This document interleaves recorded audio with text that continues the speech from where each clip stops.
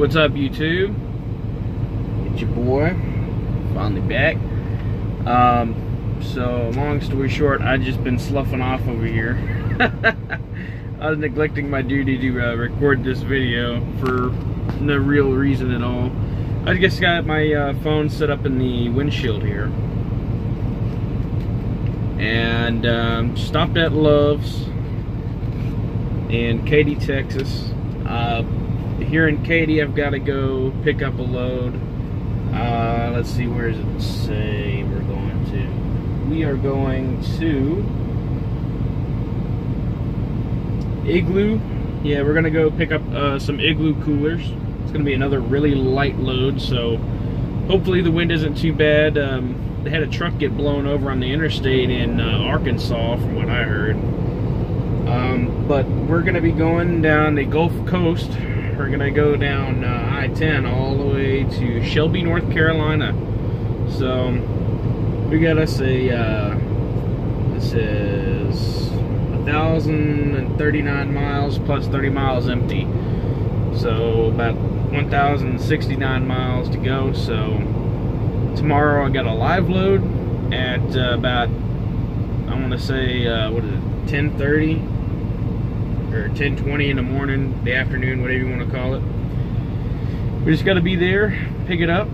We'll be getting there loaded, and then from there we're gonna pretty much be on our way to Shelby, North Carolina, and it's gonna be just a drop, and then we're going home.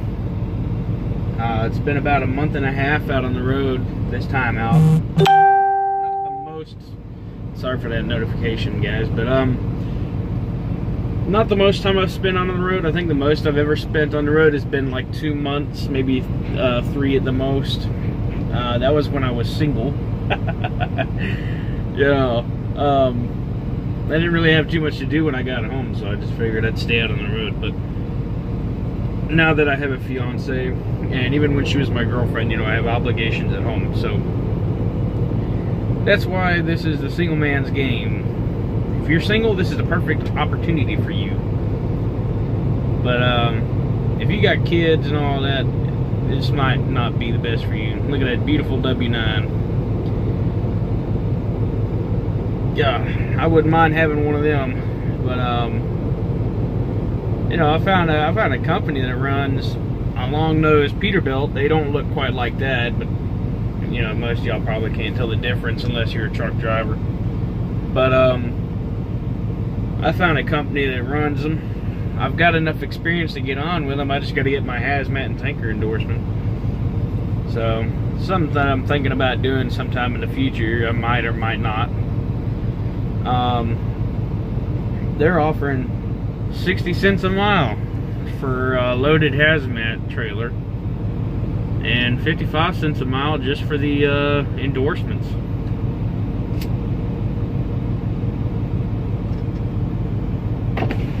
So, with that being said, it is beautiful weather down here in Texas. I miss this weather. I've been looking forward to this weather ever since winter reared its ugly head at me this year. I don't really care for the winter. I had enough snow and ice, and I'm ready to go home now. So, with that being said, we're just sitting here at Love's, and then tomorrow we're going to get up early and we're going to run over there, grab this load, and get on down the road. And we're going to make tracks. So tomorrow, and I called my dispatcher to see exactly how many miles it was I ran the other day. And yesterday I ran 511 miles in 9 hours and 45 minutes. Which is, for the most part, pretty standard, but I mean, it was under par for a 65 mile an hour truck. Like, that's making pretty damn good headway on a 65 mile an hour truck. But now 1,069 miles is a nice long run. That's going to be 2 days worth of driving. at least like 500 miles a day. And I got friends in Gulfport, Mississippi. Shout out to them. My boy Nico and Brandon and some other friends. They know who they are. If they want to comment, they will. But yeah, man. Tomorrow we just gonna be cruising, rooster cruising, what they call it. But I can't really do no rooster cruising. I don't have a ungoverned truck. I mean, you'd be rooster cruising at 70, but not really at 65. But look at this. We've got a guy down here. He's trying to 90-degree back. You see him over there. You see the headlights back there. Not this guy in front, but the one way in the back. He's trying to 90 it in there. The lots around here in Houston are kind of small for Texas, man. Thought everything was supposed to be bigger in Texas. I guess not. But the place I was parked at earlier today, when I got to Waste Management, I couldn't stay there because they canceled the load. Apparently the broker had canceled the load and didn't notify anybody. So pretty much I had to get out of there. There was a little place just 1.5 miles down the road, so I went down the road a little ways, found me a little spot, parked in it, and then they got a sign up there that says $10 a night for parking. I don't know about you guys, but I do not pay for parking, just as a general rule, unless I absolutely have no choice. But I think that's the biggest scam running out here, is paid parking. I mean, it's ridiculous. And it's funny because the companies act like they ain't making any kind of money, but you see how many trucks are lined up in front of me, getting fuel and going inside buying groceries. Which, by the way, groceries in these Pilot and Flying J and Love's truck stops, TA, Petro, whatever you want to call them, all the prices are marked up double just about what you'll find it anywhere else.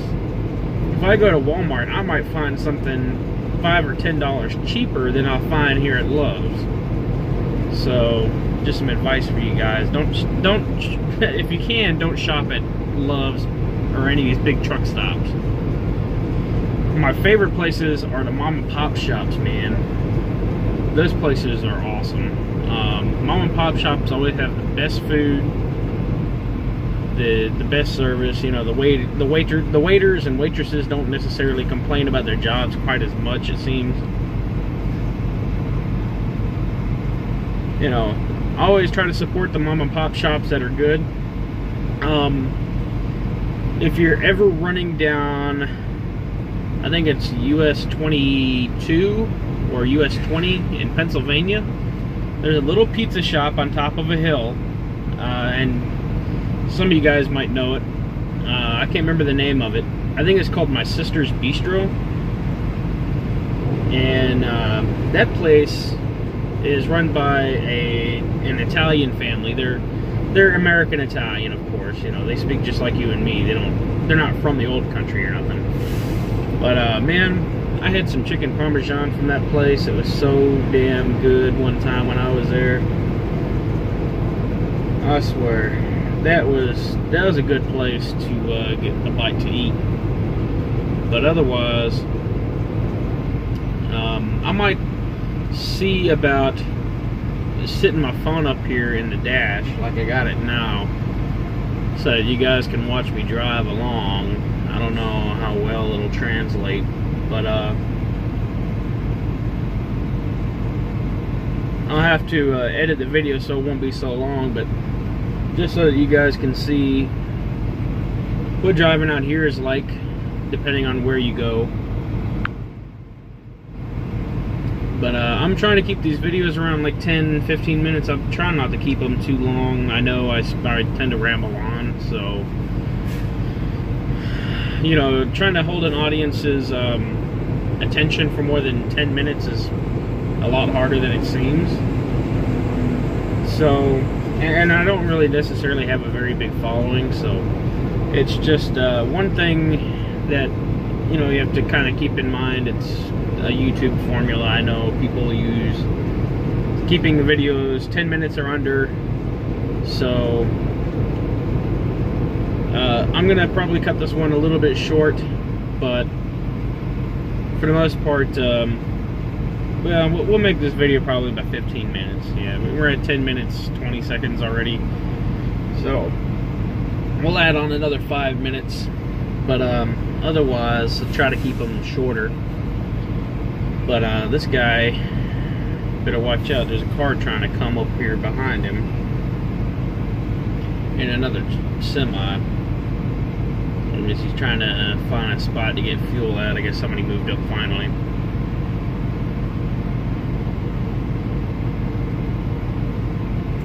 And if you guys come out here, become truck drivers, don't be the guy that sits there in the fuel island while he goes to get something to shop for or something to eat. Don't be that guy. People got to get fuel. You see how the other guys do? They just pull up, park in front of the pumps. You know, don't block the island so guys can get fuel. You know, just be courteous. That's all people are asking of other drivers, just to be courteous. I was sitting in a fuel island earlier today. Guy went shopping. Truck sitting in the fuel island. It was a busy little place. It was a Flying J, and that little place was hopping, let me tell you. But that was down there in Houston, and like I say, we're out here in Katy now. But yeah, there goes a Pete right there, a long nose. Might be a 388 because it looked like he had a little bit of a slant down on his nose.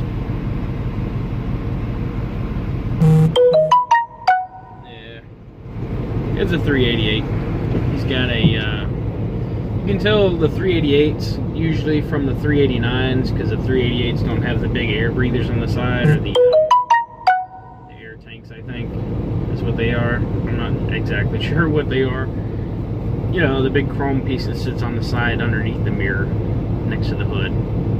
But it looks like the wife is calling, guys, so I'm gonna cut this video a little bit short. So I'll catch you on the flip side and see you around. Good night.